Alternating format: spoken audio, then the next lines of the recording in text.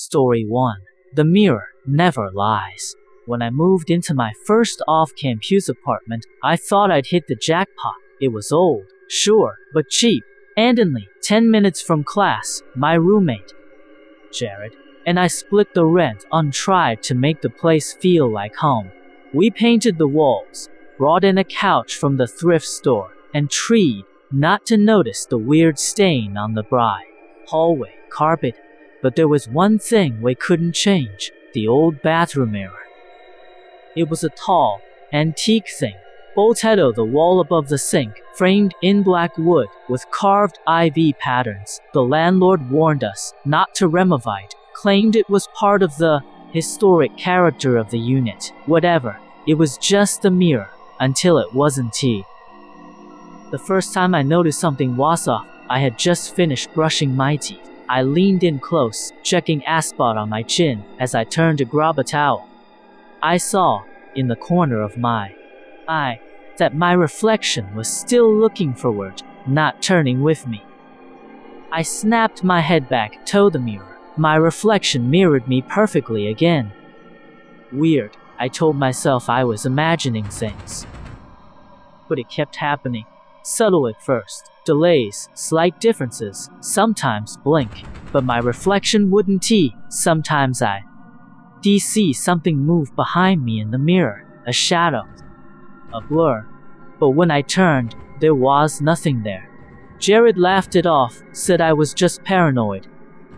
Then one night, I woke up to a loud bang. Jared was in the hallway, pale and shaking. I took a selfie in the mirror, he whispered. Something's wrong, look. He handed me his phone. In the picture, he stood in front of the bathroom mirror, but behind him was a figure, tall, thin, no face, just a blur-off shadow where the features should be. The photo corrupted seconds later. His phone froze, glitched, then died. Jared didn't sleep that night, neither did I. The next day, he was gone. No note, no message. His wallet and phone were still in the apartment. The police questioned me. They searched the place, found nothing, but I noticed something they didn't. The mirror had cracked, just a thin line, splitting right down the middle. A week passed. I couldn't sleep. Every night, I swore I saw something moving in the glass. On the final night before I moved out, I dared to look closely. My reflection smiled at me, but I hadn't smiled. Story 2. The lady in the hallway. They say kids are more sensitive to the supernatural, that they see things adults have forgotten how to fear. When he was a child, I didn't understand what haunted meant. I do now. We moved into that house when I was 9. A small town, an old property, paint chipping, creaky floors, and a long upstairs hallway that always stayed dark. No matter how many light bulbs my dad replaced, my room was at the very end, right next to the window that overlooked the backyard. Every night, I'd pass that hallway light switch and sprint down the hall as fast as I could. I didn't know why I was so afraid. I just was. The first time I saw her, I thought it was my mother, a tall woman in a white dress, standing halfway down the hallway. Her back was turned to me, hair long and black, arms limp at her sides. "Mom," I asked. She didn't respond. I stepped closer, still no movement. Then I blinked, and she was gone. When I asked my mom if she'd been in the hallway, she frowned. "I was downstairs with your father the whole time, honey." After that, I saw her more often, always in the hallway, sometimes closer, sometimes further, never moving, never speaking, just watching from a place she didn't belong. One night, I tried to ignore her. I closed my bedroom door, turned off light, and wrapped myself in blankets. But I heard footsteps, soft, slow, coming down the hallway. My door creaked open. I froze. I was too afraid to look, but I smelled something: old flowers, wilted roses, and the air turned icy cold. The next morning, the hallway carpets had footprints, wet ones, bare feet. They stopped right outside my door. My parents thought I was having nightmares. They didn't believe him, but my little brother did. He came to me crying on night, saying, "The lady looked at me. She has no eyes." That was the last straw. My dad installed a camera in the hallway to prove nothing was there. The footage was wrong. At exactly 3:12 a.m. every night, the screen would flicker, and for one frame, just one, she was there, standing right in front of the camera, her face pale, hollow sockets, a black mouth, twisted into a silent scream. We moved out the following month. But I still have the footage, and sometimes, when I can't sleep, I watch it and wonder if she followed me. Story 3. Voices in the Walls. They told us the house was solid, built in the 1950s, brick foundation, thick insulation, good bones, but none off that matters when the walls whisper. I was 27 when my partner and I bought the place, a fixer-upper in a quiet suburb, perfect for starting a life together. It needed work, sure, but we loved the charm, the crooked windows, the narrow staircase, even the dusty attic. It felt like home for a while. The first time I heard it, I thought it was mice scratching behind the living room wall while I read a book at night, but it wasn't consistent. It didn't scurry. It would stop when I listened, start again when I looked away. Then came the voices. At first, it was a faint hum, like someone speaking in the next room. But there was no next room. It was just drywall, and insulation, and brick.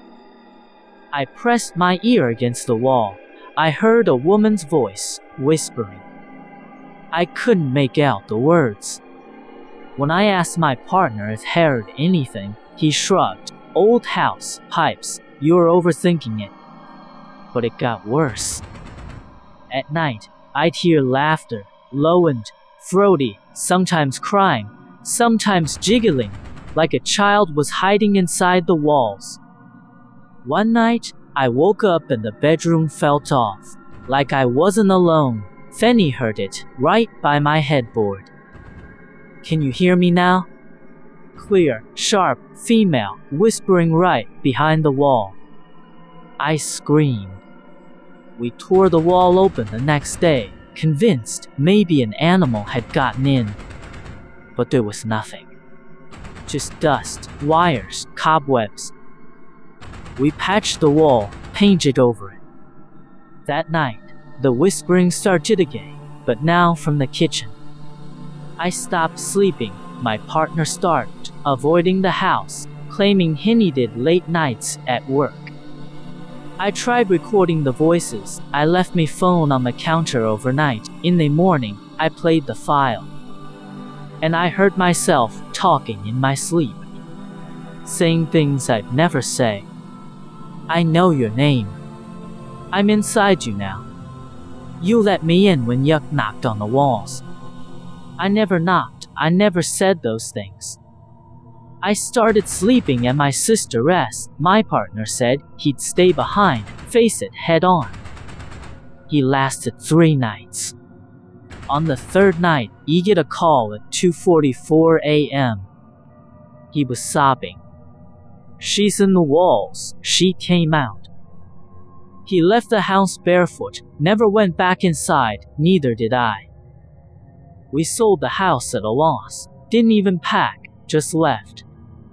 The new owner called me a few months later, confused. She asked, "Do you know why there's a name carved into every wall stud in the house?" I didn't. I asked, "Whose name?" She said, "Yours." Story 4. The Forgotten Room. We didn't even know the room existed when we bought the house. It was a small farmhouse on the edge of town, with a red barn and a windmill that creaked in the wind.